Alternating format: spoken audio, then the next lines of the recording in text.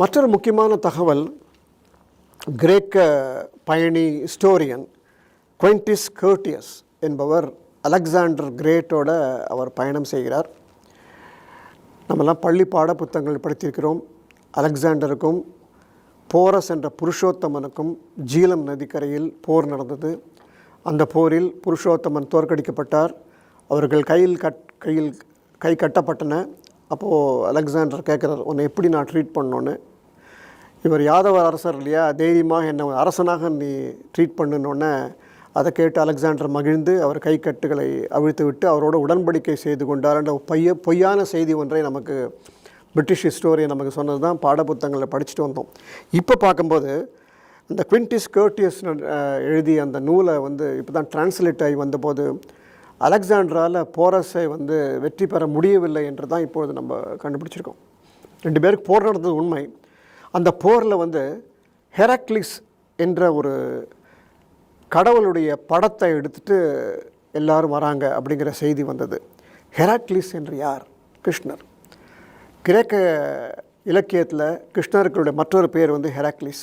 So ஹெராக்லிஸ் படம் இப்போ வரையப்பட்டு போர் வீரர்கள் கையில் எடுத்துகிட்டு வராங்க ஒரு கான்ஃபிடென்ஸ்க்காக. அந்த போரில் அலெக்சாண்டர் வெற்றி பெறவே இல்லை. வேறு வழி இல்லாமல் போரஸ் என்ற புருஷோத்தமனோட சமாதான உடன்படிக்கை நடக்கிறது தான் உண்மையான செய்தி. ஆனால் நம்ம பிரிட்டிஷ் ஹிஸ்டோரியன் சொன்னது வேறு. ஏன்னா பிரிட்டிஷ் ஹிஸ்டோரியனை பொறுத்தவரையில் அவங்களுடைய காட்ஃபாதர் யாருன்னு கேட்டிங்கன்னா கிரேக்கர்கள் தான். ஸோ அவங்களால டாலரேட் பண்ண முடியல. ஒரு இந்து அரசன் ஒரு இந்திய அரசன் கிரேக்க அலெக்சாண்டரை வெற்றி பெற சமாதான உடன்படிக்கை வைத்து கொண்டான் என்பதை அவர்களால் சொல்கிறதுக்கு தயங்கினார்கள். அதான் உண்மையான இன்ஃபர்மேஷன்.